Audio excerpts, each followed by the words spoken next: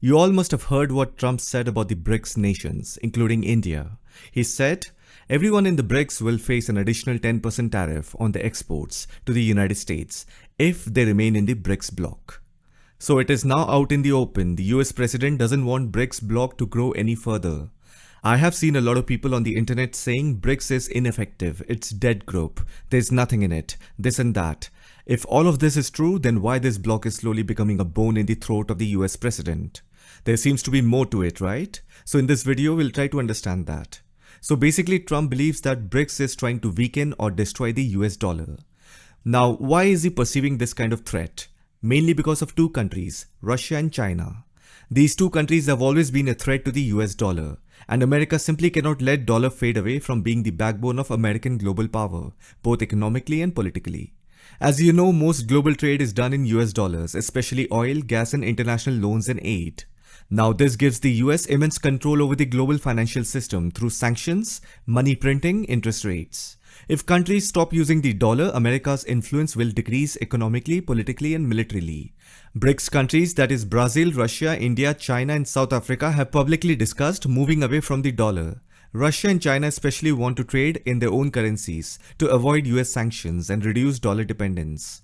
BRICS has floated ideas like a common currency or local currency trade blocks, which directly threatens the dollar's dominance. So with all this going on, Trump sees this not just as economic policy, but as a form of economic warfare. He believes China is trying to undercut US power by making the yuan more influential.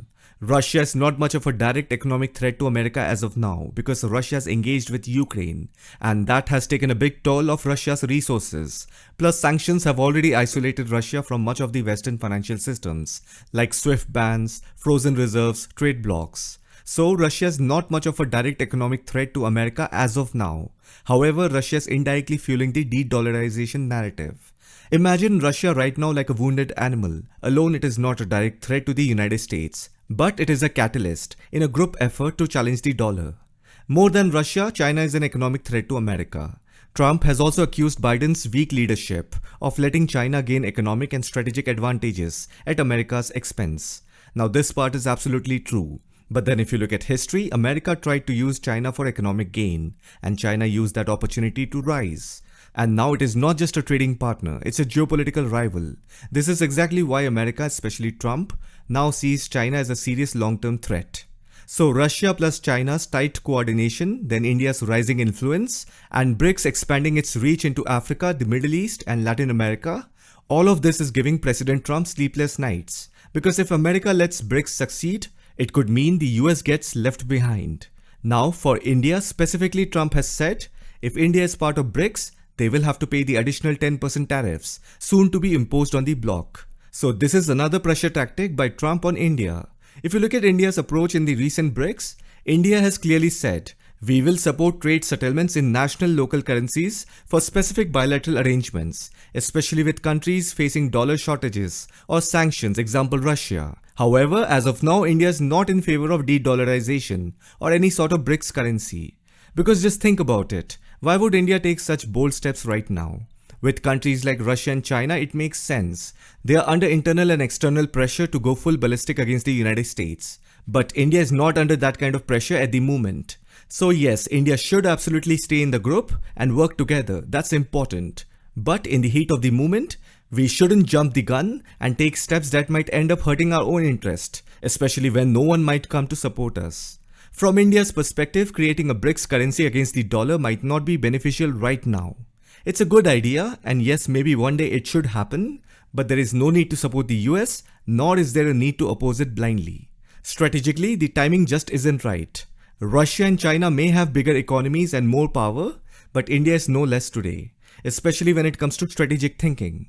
So it is important to remember, don't lose your mind in the heat of the moment. Just because Russia and China are moving in full swing doesn't mean we should follow blindly, especially if the outcome of their decision might not be as good now as it could be if we took it at the right time. This is a very complex issue and India will need to make its moves with careful thought and strategy. And one thing every country admits, whether openly or not, but they do admit that India's position as well as understanding in global geopolitics is very mature and strategic. India is a top 5 global economy and its strategic decisions are watched by the world. It's no longer a follower, it's a key voice that thinks long term. Now Trump has clarified there would be no exceptions for India despite its close trade relationship with the US. That means Trump is being blunt and straightforward. When statements like these come from the mouth of the US president, India does not react impulsively. It observes, listens carefully, thinks it through, and then responds with thoughtful action. Beyond that, India doesn't give unnecessary reactions. And as the Indian government has said before, India does not make deals based on deadlines. Unless the interest of both sides align, no agreement will be signed. Talks will simply continue. Example, RCEP withdrawal, delayed free trade with UK and European Union. Even with United States, India has not signed a trade deal. July 9th has passed. Because India understands that unnecessary aggression or throwing tantrums doesn't achieve anything. Policies here are made keeping in mind the aspirations of over a billion citizens, not by giving random statements, triggering fights, or giving deadlines. Anyway, keeping all that aside, Trump's reaction clearly shows that BRICS coming together gives America a real fear of de-dollarization. This issue clearly strikes a nerve. So now we all have to wait and see how BRICS will develop this idea further and shapes into what form it will eventually take, how strongly it will challenge the dollar, and how the US plans to respond to it. Hope you found this video informative. Thanks for watching. I'll see you in the next one.